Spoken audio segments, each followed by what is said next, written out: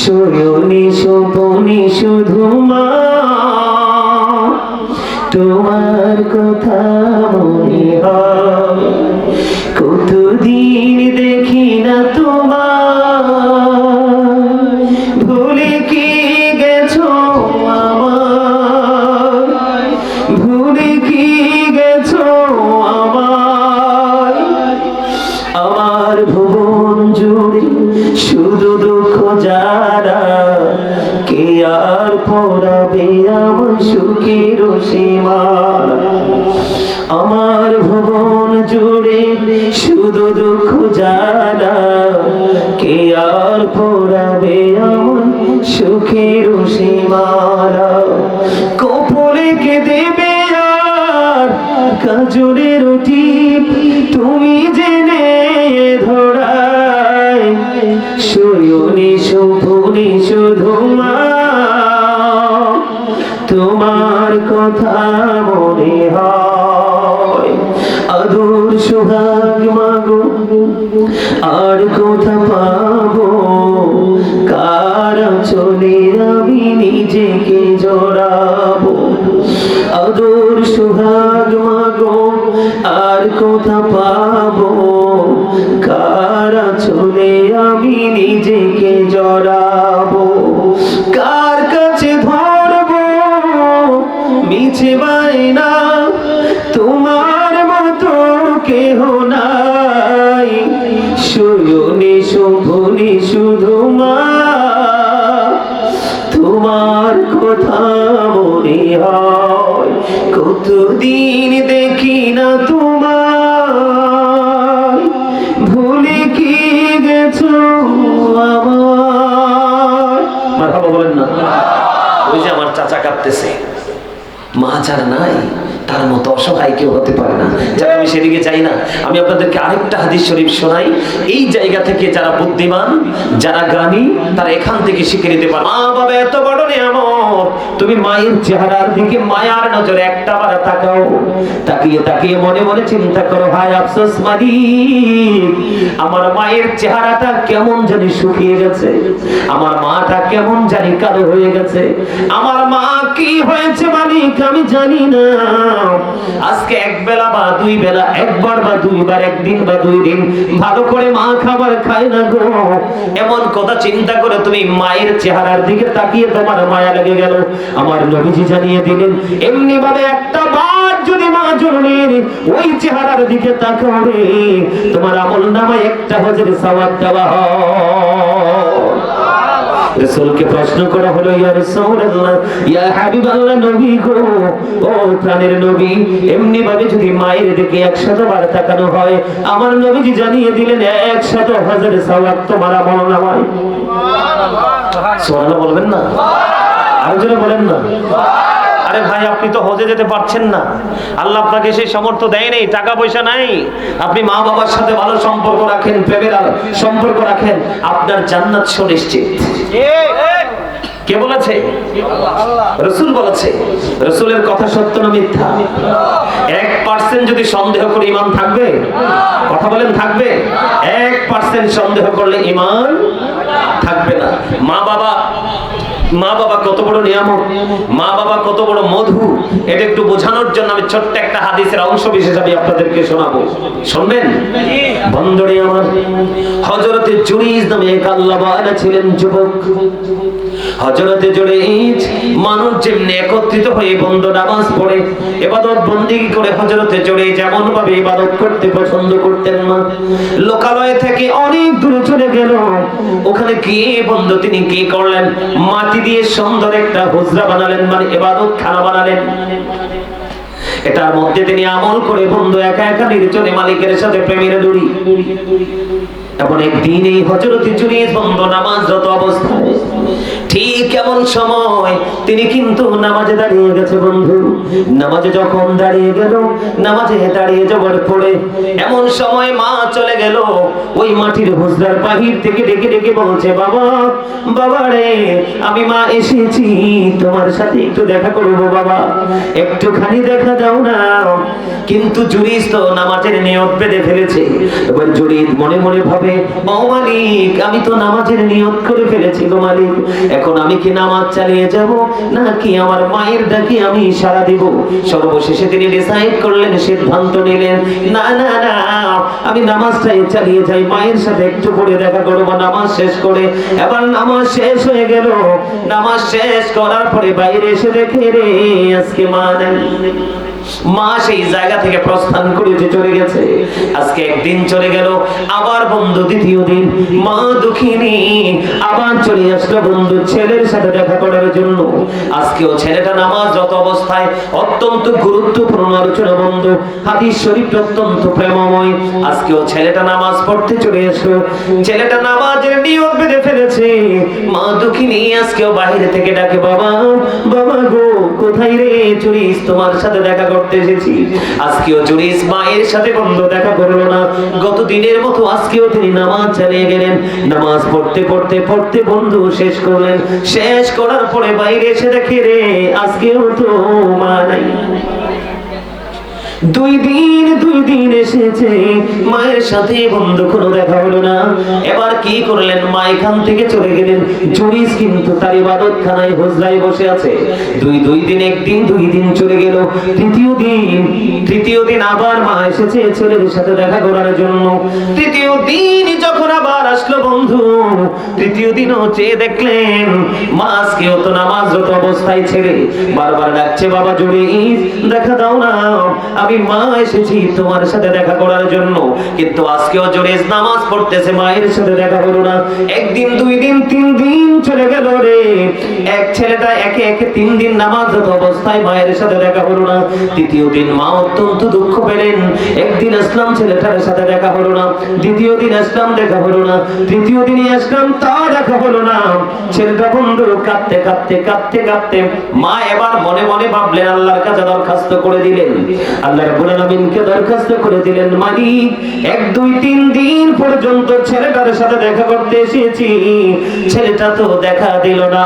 তাকে বেশ্যা মহিলার মুখ না দেখাইয়া তারে মরণ দিও না। জোরে জোরে কন্যা একবার নাউজুবিল্লাহ। 3বার রাসূল বলেছেন, তোমার মা, তোমার মা, তোমার মা। চতুর্থবার রাসূল বলেছেন, তোমার বাবা। তাহলে বাবা মার মূল্যায়ন আছে না নাই? আল্লাহর কোরআন, রাসূলের হাদিস স্পষ্ট করে বলা হয়েছে বন্ধু। আমি বাবা নিয়ে একটুখানি শুরু করতে চাই রে বন্ধু। আমার রাসূলকে প্রশ্ন করা হলো, ইয়া রাসূলুল্লাহ, ইয়া হাবিবাল্লাহ, নবী গো, ও প্রাণের নবী, আমার বাবা আমার সম্পদ নিজের মনে করে খরচ করতে চায়। মানে একজন সন্তান রাসূলের কাছে চলে গেলেন, ইয়া রাসূলুল্লাহ, আমার বাবা আমার সম্পদ তিনি নিজের সম্পদ মনে করে খরচ করতে চায়। নবী গো, এই ক্ষেত্রে আমার কি করণীয়? আমি সমাধান চাই। আমার রাসূল একটা ডাক দিয়ে বললেন, শুধু তাই নয় রে, শুধু তোমার সম্পদ না, শুধু তোমার সম্পদ না, তুমি নিজেও তোমার বাবার সম্পদ। শুধু তোমার অর্থ নয়, তোমার বাবা যদি চাই রে, যেমনি তোমাকেও ইউজ করতে পারবে, তোমাকেও সে যেভাবে ইচ্ছা কাজে লাগাতে পারবে। তুমি একটি বারের জন্য বাবার সাথে না শব্দ ইউজ করতে পারবা না। জোরে জোরে বলুন সুবহানাল্লাহ। শুধু তাই নয় বন্ধু, যেই সন্তানটা বাবার বাধ্য, যেই সন্তানটা বাবার বাধ্য, এই সন্তানটা আল্লাহর বাধ্য। যেই সন্তানের আচরণে বাবা বিরক্ত, ওই সন্তানের, ওই বান্দার আচরণে আমার আল্লাহ পর্যন্ত বন্ধু বিরক্ত। জোরে জোরে বলুন একবার নাউজুবিল্লাহ। তাহলে বাবা যদি বলে এদিকে আসো, পারবো না বলা যাবে? বাবা যদি বলে তুমি ঔষধ নিয়ে আসো, পারবো না বলা যাবে? বাবা যদি বলে আমাকে নিয়ে তুমি মদিনায় চলে যাও রে, তুমি কিন্তু বলতে পারবে না আমি পারবো না, যদি তোমার তৌফিক থাকে। ঠিক কিনা বলেন? বাবার ক্ষেত্রে বন্ধু কোন ধরনের বিরক্তি হওয়া যাবে না, বাবার ক্ষেত্রে কোন ধরনের বন্ধু বিরক্ত বোধ করা যাবে না। এবার আমি মায়ের কাছে যেতে চাই বন্ধু। মা একটা সন্তানের জন্য জীবনে এত বেশি অন্যায়, এত বেশি জুলুম, এত বেশি নির্যাতন, এত বেশি কষ্ট সহ্য করে রে, পৃথিবীতে মায়ের মতো ধৈর্যশীল আর কেউ নাই। কথা বলেন না কেন? ভুল বললাম? যার মা নাই রে সে বুঝে তার পৃথিবী কত শূন্য।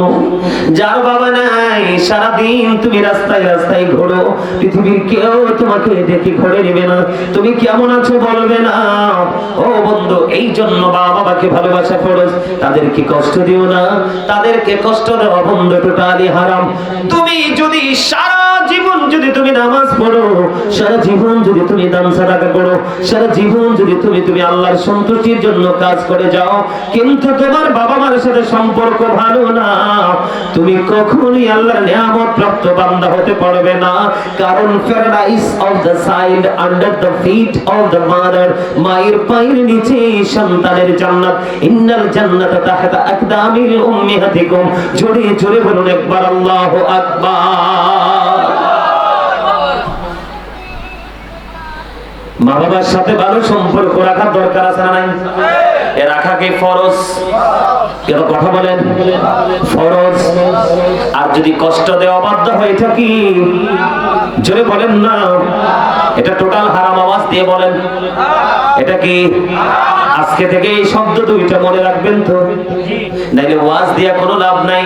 এই যে এত টাকা খরচ করেন, আজকে আপনাদের বিরিয়ানি অনেক মজা হয়েছে, এত মজার বিরিয়ানি করে মানুষকে খাইয়ে কোনো লাভ নাই। ও বন্ধু, নামাজ হলো জান্নাতের চাবি। খেয়াল করেন, prayer is the key to paradise। নামাজ হলো জান্নাতের চাবি। খেয়াল করেন, নামাজ কি? জান্নাতের চাবি। যেই জান্নাতের জন্য আপনি চাবি তৈরি করলেন নামাজের মাধ্যমে, ওই জান্নাত যদি হয় মায়ের পায়ের নিচে রে, ওই জান্নাতকে আপনাকে খুঁজে বের করতে হবে। ঠিক কিনা বলে? অন্যথায় আপনি বন্ধু চাবি নিয়ে ঘুরবেন, যদি দরজা না পান তালা পাবেন না, তালা না পাইলে চাবির কোনো প্রয়োজন নেই। এটা জাস্ট এক্সাম্পল দিলাম বোঝাবার জন্য বন্ধু। এই জন্য আমি আপনাদেরকে বলে দিতে চাই, মা বাবা এত বড় নিয়ামত, তুমি মায়ের চেহারার দিকে মায়ার নজরে একটা বার তাকাও। তাকিয়ে তাকিয়ে মনে মনে চিন্তা করো, হায় আফসোস মালিক, আমার মায়ের চেহারাটা কেমন জানি শুকিয়ে গেছে, আমার মাটা কেমন জানি কালো হয়ে গেছে, আমার মা কি হয়েছে মালিক আমি জানি না। আজকে এক বেলা বা দুই বেলা, একবার বা দুইবার, একদিন বা দুই দিন ভালো করে মা খাবার খায় না গো। এমন কথা চিন্তা করে তুমি মায়ের চেহারার দিকে তাকিয়ে তোমার মায়া লেগে গেল। আমার নবীজি জানিয়ে দিলেন, এমনি ভাবে একটা বার যদি মা জননীর ওই চেহারার দিকে তাকাবে, তোমার আমলনামায় একটা হজের সওয়াব দেওয়া হয়। রাসূলকে প্রশ্ন করা হলো, ইয়া রাসূলুল্লাহ, ইয়া হাবিবাল্লাহ, নবী গো, ও প্রাণের নবী, এমনি ভাবে যদি মায়ের দিকে 100 বার তাকানো হয়, আমার নবীজি জানিয়ে দিলেন 100 হজের সওয়াব তোমার আমলনামায়। সুবহানাল্লাহ বলবেন না? আর জোরে বলেন না। আরে ভাই, আপনি তো হজে যেতে পারছেন না, আল্লাহ আপনাকে সেই সামর্থ্য দেয় নাই, টাকা পয়সা নাই, আপনি মা বাবার সাথে ভালো সম্পর্ক রাখেন, প্রেমের সম্পর্ক রাখেন, আপনার জান্নাত সুনিশ্চিত। কে বলেছে? রাসূল বলেছে। রাসূলের কথা সত্য না মিথ্যা? 1% যদি সন্দেহ করে ঈমান থাকবে? কথা বলেন, থাকবে? 1% সন্দেহ করলে ঈমান থাকবে না। মা বাবা কত বড় নিয়ামত, মা বাবা কত বড় মধু, এটা একটু বোঝানোর জন্য আমি ছোট্ট একটা হাদিসের অংশ বিশেষ আমি আপনাদেরকে শোনাবো, শুনবেন? বন্ধুরে আমার, হযরতে জুরাইজ নামে এক আল্লাহওয়ালা ছিলেন যুবক। হযরতে জুরাইজ মানুষ যেমনি একত্রিত হয়ে বন্ধু নামাজ পড়ে ইবাদত বন্দেগী করে, হযরতে জুরাইজ যেমন ভাবে ইবাদত করতে পছন্দ করতেন না। লোকালয় থেকে অনেক দূরে চলে গেল, ওখানে গিয়ে বন্ধু তিনি কি করলেন, মাটি দিয়ে সুন্দর একটা হুজরা বানালেন, মানে ইবাদত খানা বানালেন। এটার মধ্যে তিনি আমল করে বন্ধু একা একা নির্জনে মালিকের সাথে প্রেমের দড়ি। এমন একদিন এই হযরতে জুরাইজ বন্ধু নামাজরত অবস্থায় ঠিক এমন সময় তিনি কিন্তু নামাজে দাঁড়িয়ে গেছে বন্ধু। নামাজে যখন দাঁড়িয়ে গেল, নামাজে দাঁড়িয়ে যাওয়ার পরে এমন সময় মা চলে গেল। ওই মাটির হুজরার বাহির থেকে ডেকে ডেকে বলছে, বাবা, বাবা রে, আমি মা এসেছি, তোমার সাথে একটু দেখা করবো বাবা, একটুখানি দেখা দাও না। কিন্তু জুরিস তো নামাজের নিয়ত বেঁধে ফেলেছে। এবার জুরিদ মনে মনে ভাবে, ও মালিক, আমি তো নামাজের নিয়ত করে ফেলেছি গো মালিক, এখন আমি কি নামাজ চালিয়ে যাব নাকি আমার মায়ের ডাকে আমি সাড়া দিব? সর্বশেষে তিনি ডিসাইড করলেন, সিদ্ধান্ত নিলেন, না না না, আমি নামাজটাই চালিয়ে যাই, মায়ের সাথে একটু পরে দেখা করবো নামাজ শেষ করে। এবার নামাজ শেষ হয়ে গেল। নামাজ শেষ করার পরে বাইরে এসে দেখে, রে আজকে মা নাই। মা সেই জায়গা থেকে প্রস্থান করে চলে গেছে। আজকে একদিন চলে গেল, আবার বন্ধু দ্বিতীয় দিন মা দুঃখিনী আবার চলে আসলো বন্ধু ছেলের সাথে দেখা করার জন্য। আজকেও ছেলেটা নামাজরত অবস্থায়, অত্যন্ত গুরুত্বপূর্ণ আলোচনা বন্ধু, হাদিস শরীফ অত্যন্ত প্রেমময়। আজকেও ছেলেটা নামাজ পড়তে চলে আসলো। ছেলেটা নামাজের নিয়ত বেঁধে ফেলেছে। মা দুঃখিনী আজকেও বাইরে থেকে ডাকে, বাবা, বাবা গো, কোথায় রে জুরিস, তোমার সাথে দেখা করতে এসেছি। আজকেও জুরিস মায়ের সাথে বন্ধু দেখা করলো না। গত দিনের মতো আজকেও তিনি নামাজ চালিয়ে গেলেন। নামাজ পড়তে পড়তে পড়তে বন্ধু শেষ করলেন। শেষ করার পরে বাইরে এসে দেখে, রে আজকেও তো মা নাই। দুই দিন এসেছে, মায়ের সাথে বন্ধু কোনো দেখা হলো না। এবার কি করলেন, মা এখান থেকে চলে গেলেন। জুরিস কিন্তু তার ইবাদত খানায় হুজরায় বসে আছে। দুই দিন, একদিন, 2 দিন চলে গেল। তৃতীয় দিন আবার মা এসেছে ছেলের সাথে দেখা করার জন্য। তৃতীয় দিন যখন আবার আসলো বন্ধু, তৃতীয় দিনও চেয়ে দেখলেন মা আজকেও তো নামাজরত অবস্থায় ছেড়ে বারবার ডাকছে, বাবা জুরিস, দেখা দাও না, আমি মা এসেছি তোমার সাথে দেখা করার জন্য। কিন্তু আজকেও জুরিস নামাজ পড়তেছে, মায়ের সাথে দেখা হলো না। একদিন, 2 দিন, 3 দিন চলে গেল রে। এক ছেলেটা একে একে 3 দিন নামাজরত অবস্থায় মায়ের সাথে দেখা হলো না। তৃতীয় দিন মা অত্যন্ত দুঃখ পেলেন। একদিন আসলাম, ছেলেটার সাথে দেখা হলো না। দ্বিতীয় দিন আসলাম, দেখা হলো না। তৃতীয় দিনই আসলাম, তা দেখা হলো না। ছেলেটা বন্ধু কাঁদতে কাঁদতে কাঁদতে কাঁদতে মা এবার মনে মনে ভাবলেন, আল্লাহর কাছে দরখাস্ত করে দিলেন, আল্লাহ রাব্বুল আলামিনকে দরখাস্ত করে দিলেন, মালিক, 1, 2, 3 দিন পর্যন্ত ছেলেটার সাথে দেখা করতে এসেছি, ছেলেটা তো দেখা দিল না। তাকে বেশ্যা মহিলার মুখ না দেখাইয়া তারে মরণ দিও না। জোরে জোরে কন্যা একবার নাউজুবিল্লাহ। মা কি দিয়েছে? অভিশাপ দিয়েছেন যে বেশ্যা মহিলার মুখ না দেখাইয়া তারে মরণ দিও না। বন্ধু কি করলেন, পাশেই বসবাস করতেন এক বেশ্যা নারী। বেশ্যা মহিলা তো বুঝতে পারছেন, কথা বলে না, বিয়ে ছাড়া বেগানা পুরুষের সাথে ও বন্ধু মেলামেশা করা তার পেশা। তখন হাদিস শরীফের মধ্যে এসেছে, ওই বেশ্যা মহিলার গর্ভে তখন ছিল সন্তান। ওই বেশ্যা মহিলা তৎকালীন সময়ে তখন প্রেগন্যান্ট ছিল। যখন জুরিজের মা বন্ধু বরদুয়া দিলেন, অভিশাপ দিলেন। এবার কি করলো, মা তো অভিশাপ দিয়ে চলে গেছে। জুরিজ তো জানে না, সে তার হুজরায় বসে বসে বন্ধু ইবাদত করতেছে। ইবাদত করতে করতে ওই দিক দিয়ে দিন চলে যায়, রাত চলে যায়। হঠাৎ করে বন্ধু বেশ্যা মহিলার পেট থেকে সন্তান প্রসব করলো। এবার মানুষ তাকে প্রশ্ন করা শুরু করলো, এই যে বাচ্চা তুমি কোথায় পেয়েছো? তোমার তো কোনো বিয়ে হয় নাই, তোমার তো স্বামী নেই, এই বাচ্চা তোমার গর্ভে কোত্থেকে আসলো? এবার ওই বেশ্যা মহিলা একটা ডাক দিয়ে বলে দিল, এই বেশ্যা, এই বাচ্চা এনেছি আমি জুরিস থেকে। জোরে জোরে কন্যা নাউজুবিল্লাহ। জুরিস কিন্তু বেশ্যা মহিলার সাথে দেখা হয় নাই, তার সাথে কোন ধরনের কোন কমিউনিকেশন নেই। এবার বন্ধু কি হলো, তৎকালীন সময়ে মানুষগুলো, উৎসুক জনতা, তারা কি করলো, যখন জানতে পারলো এই যে জুরিস, তোমরা জানি আল্লাহ বলা, আমরা জানি সেই জুরিস আল্লাহ বলা বুজুর্গ, কিন্তু এই ছেলেটা কেমন করে বেশ্যা মহিলার সাথে খারাপ কাজ করলো, তার পেটে বাচ্চা দিয়ে দিল। এবার তৎকালীন সময় মানুষগুলো দলে তলে তলে তলে চলে গেল। ওখানে গিয়ে বন্ধু তার হুজরার মধ্য থেকে তাকে টেনে হেঁচড়ে তাকে প্রহার করতে করতে হুজরা থেকে বের করছে। হযরত জুরাইজ ডেকে ডেকে বললেন, আমার কি অন্যায়, আমার কি অপরাধ, আমি কি করেছি আমাকে তোমরা একটুখানি বলে দাও। এবার বন্ধু তৎকালীন সময় মানুষগুলো বলতেছে, তোমার অপরাধ হলো ওই বেশ্যা মহিলার গর্ভে তোমার সন্তান। এবার হযরত জুরাইজ কি করলেন, ওই বেশ্যা মহিলার পেটে আমার বাচ্চা ক্ষয় হোক। এবার ওই আল্লাহওয়ালা জুরাইজ একটা ডাক দিয়ে বললেন, আমাকে একটা ঘটি পানি দাও। তাকে একটা ঘটি পানি দেওয়া হলো। এবার তিনি ওযু বানালেন। ওযু বানানোর পরে বন্ধু ওযু বানায়া তিনি নামাজ পড়লেন। নামাজ পড়ার পরে মানুষ, অসংখ্য মানুষ বন্ধু উপস্থিত হয়ে গেল এই জুরাইজের এই অবস্থা দেখার জন্য। এবার হযরত জুরাইজ ওযু বানানোর পরে নামাজ আদায় করলেন। নামাজ আদায় করার পরে বললেন, বাচ্চাটা কোথায়, আমার কাছে নিয়ে এসো। এবার বাচ্চাটাকে তার কাছে নিয়ে আসা হলো। বাচ্চাটাকে নিয়ে আসার পরে ওই হযরত জুরাইজ তার বরকতময় হাত দিয়ে বন্ধু বাচ্চাটার পেটটার উপর একটা হাত রাখেন, রেখে বললেন, বাবু বলো না তোমার বাবা কে রে? ও বন্ধু দুনিয়ায় মাত্র এসেছে ছোট্ট বাচ্চা, নবজাত শিশু, বাচ্চার পেটটার উপর হাতটা দিতে দেরি রে। এমন একজন জুরাইজ, এমন একজন আল্লাহওয়ালা ছিলেন, এমন একজন বুজুর্গ ছিলেন, বাচ্চার পেটটার উপর হাতটা দিতে বড় দেরি।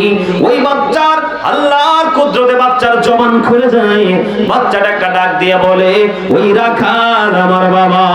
জোরে জোরে বলেন একবার আল্লাহু আকবার। বাবা কে? রাখাল। কে? রাখাল। এটা কিন্তু বাংলা বই থেকে আনা না, হাদিস শরীফ থেকে আনা। বাবা কে? রাখাল। রাখাল। এখানে আমি আপনাদেরকে বুঝাইতে চেয়েছি বন্ধু, মা কিন্তু অভিশাপটা দিয়েছিলেন কেমন, আমার এই ছেলেকে বেশ্যা মহিলার মুখটা দেখায়া মরণ দিও না। বেশ্যা মহিলার মুখ দেখছিলি ছেলে, কথা বলেন না কেন? হালকা পাতলা মায়েরও তো খাইছে। আবার মানুষগুলো তাকে চেঁচিয়ে তার হুজরা থেকে বের করলো। হাদিস শরীফের মধ্যে এসেছে, যখন দেখলেন এই ছোট্ট বাচ্চার জবান খুলে গেল, ছোট্ট বাচ্চার জবান যখন বন্ধু খুলে গেল রে, জবানটা খুলে যাওয়ার পরে মানুষগুলো দেখতে পেলেন যেমন পবিত্র ছিলেন জুরাইজ, ঠিক তেমনি পবিত্র আছে, তার মধ্যে কোনো কলঙ্ক নেই। এবার জুরাইজের হাতগুলো মানুষ চুমু খাওয়া শুরু করলো। এবার জুরাইজকে ডেকে ডেকে বলল, জুরাইজ, জুরাইজ রে, তুমি যদি চাও গো তোমার এই মাটির হুজরাটা আমরা স্বর্ণ দিয়ে বাধাই করে দেব। এরপরে জুরাইজ বললেন, না না না, আমার স্বর্ণ দিয়ে বাধাই করতে হবে না, আমার যেমন মাটির ছিল তেমনই করে দাও। জোরে জোরে করুন একবার সুবহানাল্লাহ। কি বুঝছেন? এখান থেকে কিছু বুঝতে পারছেন? কি বুঝতে পারছেন বলেন তো? মার। উনি মোটামুটি বলছে, আপনারা বাকি তারা কেউ বলতে পারেন না। এই হাদিস শরীফের অংশ থেকে, এই বিশেষ এই অংশ থেকে আমরা একটা জিনিস বুঝতে পেরেছি, সন্তান যত বড় আল্লাহওয়ালাই হোক না কেন, মায়ের চেয়ে বড় নয়। আর মা যদি কোনো সন্তানের বিরুদ্ধে আল্লাহর কাছে কমপ্লেইন করে, এই কমপ্লেইন কিন্তু গ্রহণযোগ্য হতে, আল্লাহর কাছে গৃহীত হতে সময় নেয় সঙ্গে সঙ্গেই। তার প্রমাণ হলো হযরতে জুরাইজ। অথচ সে আল্লাহওয়ালা যে বাচ্চার পেটের উপর হাত রাখার পরে বাচ্চার জবান খুলে যায়, কত বড় আল্লাহওয়ালা হতে পারে? সেই জুরাইজ কি মাকে গালি দিছে? কথা বলেন না কেন? মাকে গালি দিছে না তো, নামাজ পড়েছে। নামাজের চেয়ে বড় ইবাদত ইমানের পরে আর কিছু আছে? আরে জোরে বলেন আছে। নামাজ কেমন ইবাদত জানেন বন্ধুরে আমার? আমার আপনার নবী শীতের দিনে যখন বের হলো, বের হওয়ার পরে তিনি দেখতে পেলেন গাছের পাতাগুলো জোরে জোরে পড়ছে। এই দৃশ্য দেখে বন্ধু আমার আপনার পানে রাসূল গাছের ঢাল ধরলেন। ধরার পরে পাতাগুলো বিরামহীন ভাবে ঝরতে শুরু করলো। এবার আমার রাসূল এবার কি করলেন? আবু জরকে ডাক দিলেন, হে আবু জর। আবু জর উত্তর দিলেন, লাব্বাইকা ইয়া রাসূলুল্লাহ, আমি হাজির। আমার রাসূল বললেন, হে আবু জর, এক গাতলির মানুষ ভাই আমার বাবা গো, আমি আমার মা বোনদেরকে বলছি, হৃদয় উজাড় করে সবাই মিলে প্রাণ খুলে শোনো গো, তোমার লাইফ স্টাইল জীবন পরিবর্তনের জন্য যথেষ্ট হয়ে যাবে। আমার রাসূল যখন বললেন হে জুরাইজ, জুরাইজ উত্তর দিলেন লাব্বাইক ইয়া রাসূলুল্লাহ। এবার আমার রাসূল বললেন রে জুরাইজ, নজর দিয়ে চেয়ে দেখো রে, ও আবজর নজর দিয়ে চেয়ে দেখো, শীতের কারণে শুষ্ক হয়ে গাছের পাতাগুলো বিরামহীন ভাবে ঝরে ঝরে পড়ছে রে। আল্লাহর প্রিয় বান্দাগুলো নামাজের মাধ্যমে যখন আল্লাহর কুদরতি কদমে এই সিজদাটুকু লাগিয়ে দেয় রে, ওই শীতের দিনের গাছের পাতার মতো তার আমলনামা থেকে গুনাহগুলো তেমনি ঝরে যায়। আপনাদের সুবহানাল্লাহ মজা হয় না? খাবারে লবণ না দিলে যেমনি খাবার মজা হয় না, ঠিক সত্যিকারের আল্লাহ আল্লাহ রাসূলের প্রেমিক হতে না পারলে আপনার জীবনে কোনোদিনও আমল আপনার কাছে মজা লাগবে না। যদি বুদ্ধিমান হন তাহলে এইটুকু কথাই যথেষ্ট, আপনার আর বেশি ওয়াজের প্রয়োজন। খাবার না দিলে, লবণ না দিলে কি হয় না? খাবার স্বাদ হয় না। আর প্রেম না থাকলে কখনোই আমলও মজার হয় না। সুবহানাল্লাহটা বলতে বলছি, সুবহানাল্লাহ সুন্দর করে বলতে পারেন নাই। সুবহানাল্লাহ কি জানেন? জানেন না। আমরা যারা এখানে আজকে এসেছি আমরা সবাই জান্নাতের মেহমান। কি টুপি ছাড়া এসছি, টুপি পরে এসছি, পাঞ্জাবি ছাড়া এসছি, পাঞ্জাবি পরে আসছি, যেভাবেই আসছি আমরা জান্নাতের মেহমান। রাসূল বলেছেন তোমরা যখন জান্নাতের বাগানে যাও তখন জান্নাতের বাগান থেকে জান্নাতি ফল খেয়ে নাও। আর এই জান্নাতি ফলের মধ্যে এক নাম্বার হলো সুবহানাল্লাহ। ওই যে আমি আপনাদেরকে শুরুতে বলছিলাম মনে আছে, দুনিয়ার যেই কোনো জায়গায় যাবেন দেহের খাবার পাবেন, শান্তি মিলবে দেহে। আর মুমিন ইবাদত করার পরে যার কলবের মধ্যে আত্মার মধ্যে প্রশান্তি আসবে মনে করবেন সেই মুমিন, সেই মুত্তাকি, তার আমলে আল্লাহর কাছে গৃহীত হয়েছে। আল্লাহ যেন আমাদের সবাইকে কবুল করে নেয়। জোরে বলেন আমিন। জোরে বলেন আমিন। সুবহানাল্লাহ ওয়ালহামদুলিল্লাহ লা ইলাহা ইল্লাল্লাহ, সুবহানাল্লাহ ওয়ালহামদুলিল্লাহ লা ইলাহা ইল্লাল্লাহ, লা ইলাহা ইল্লাল্লাহ, লা ইলাহা ইল্লাল্লাহ। আরশ কুরসি দোহগলো সৃষ্টি জাহান ও সিরানি, যে আল্লাহ খুশি হইয়া নাম রাখলেন হাবিবুল্লাহ। সুবহানাল্লাহ ওয়ালহামদুলিল্লাহ লা ইলাহা ইল্লাল্লাহ মুহাম্মাদুর রাসূলুল্লাহ সাল্লাল্লাহু আলাইহি ওয়াসাল্লাম।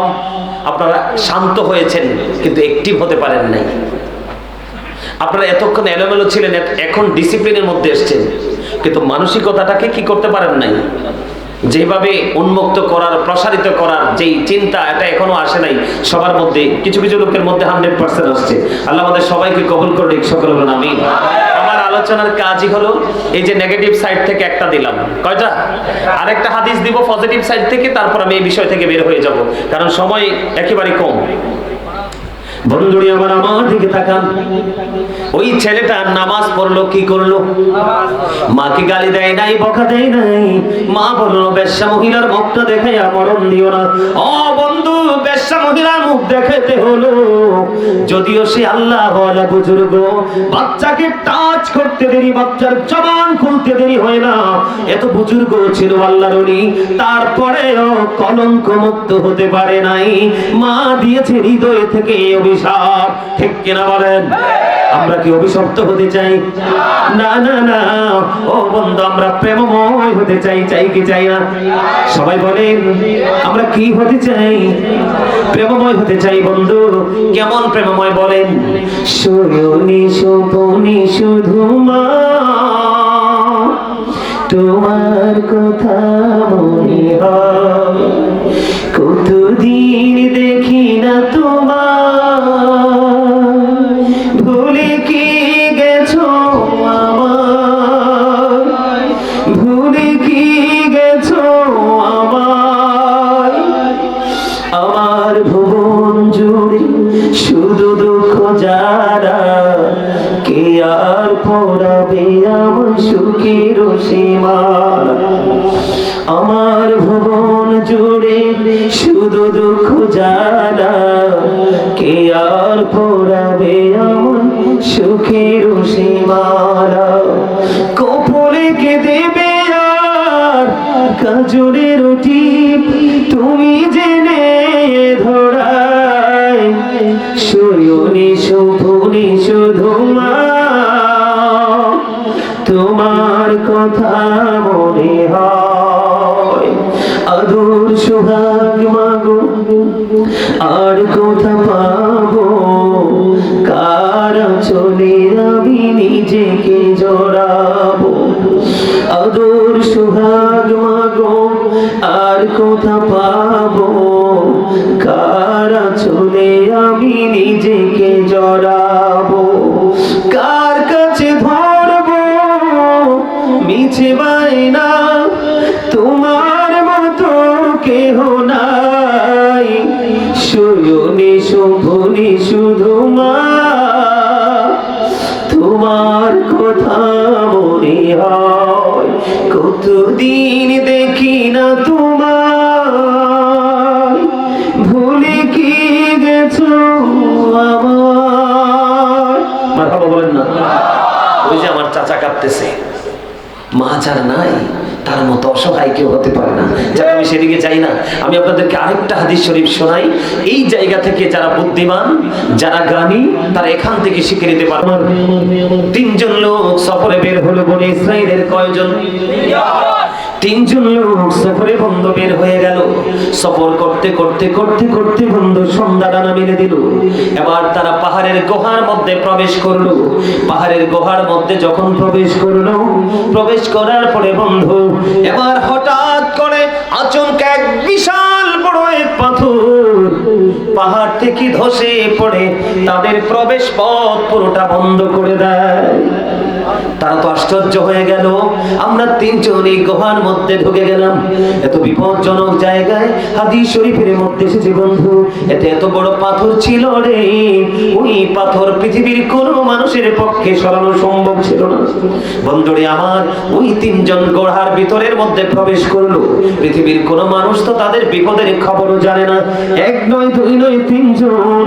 এবার তিনজন মিলে পরামর্শ করলো গুহার মধ্যে বসে বসে, যে আমরা তিনজনে গুহার মধ্যে বসে পড়লাম, এই বিপদের খবর কেউ তো জানে না। আমাদের জীবনে যেই নেক আমল ছিল, স্পেশাল আমল, আজকে স্পেশাল আমলের উসিলা দিয়ে আল্লাহর কাছে দরখাস্ত করব, মালিক যেন আজকে আমাদেরকে এই বিপদ থেকে বাঁচিয়ে দেয়। জোরে জোরে বলেন না সুবহানাল্লাহ, আর জোরে বলেন না সুবহানাল্লাহ। বন্ধুরে আমার, কয়জন মানুষ? সবাই বলেন তিনজন লোক। এর মধ্যে প্রথম জন, যিনি প্রথম ফার্স্ট পারসন, এবার তিনি মনে মনে চিন্তা করলেন, তিনি ছিলেন একজন বন্ধু কাঠুরিয়া। প্রতিদিন তিনি সকালবেলা কাঠ কাটতে যাই রে, কাঠ কেটে এনে এটাকে পজিশন করে বিক্রি করে জীবন জীবিকা নির্বাহ করে। একদিন এই কাঠুরিয়া বন্ধু কাঠ কাটতে কাটতে কাটতে কাটতে দেরি হয়ে গেল। দেরি যখন হয়ে গেল, ওনার ঘরে কিন্তু ছিল দুধের পানি। এবার তিনি কি করলেন, কাঠ কাটতে কাটতে বন্ধ দেরি হয়ে গেল। এবার দেরি হওয়ার পরে তিনি কাঠ কেটে বাড়ির মধ্যে ফিরে আসলেন। ফিরে এসে তিনি কি করলেন, দুধ দহন করলেন। দুধ দহন করার পরে দেখলো রে, মা বাবা কেউ তো বন্ধু সজাগ নাই, ঘুমিয়ে গেছে। এবার যখন দুধ দহন করলেন, ওই কাঠুরিয়ার সন্তান বলল, বাবা বাবা গো, দুধ দাও না, দুধ পান করবো। কিন্তু এমন পাগল ছিল বন্ধু, মা বাবার পাগল। ওই সন্তান বলল, না না না, আমি যতক্ষণ না পর্যন্ত মা বাবাকে দুধ খাওয়াতে না পারবো, আমি কাউকে দুধ খাওয়াবো না। জোরে জোরে কন্যা সুবহানাল্লাহ। বন্ধু ওই কাঠুরিয়া কি করলো, সঙ্গে সঙ্গে রে ওই দুধের পাত্র হাতে নিয়ে বন্ধু বাবা মার অপেক্ষায় দাঁড়িয়ে রইলেন। রাত্র পার হয়ে গেল, ফজর হয়ে গেল বন্ধু। এরপরে বাবা মাকে দুধ খাওয়ালো। জোরে জোরে কন্যা সুবহানাল্লাহ।